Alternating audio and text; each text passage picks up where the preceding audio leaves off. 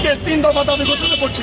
এক, শেরে Bangla medical college হাসপাতাল সহ বাংলাদেশের সকল সরকারি হাসপাতালগুলোর অবকাঠামোগত উন্নয়ন, পর্যাপ্ত দক্ষ জনবল নিয়োগ, আধুনিক যন্ত্রপাতি ও ওষুধ সরবরাহ সহ সর্বসাধারণের জন্য সুচিকিৎসা নিশ্চিত করতে হবে। 2, স্বাস্থ্য মন্ত্রণালয় সহ দেশের সকল হাসপাতালগুলোতে দুর্নীতি প্রতিরোধে প্রশাসনিক দক্ষতা বৃদ্ধি, দলীয় লেজুর ভিত্তিক ডাক্তার রাজনীতি নিষিদ্ধ, ডিজিটাল অটোমেশন এবং স্বচ্ছ জবাবদিহিতামূলক টাস্ক ফোর্স গঠন করতে হবে।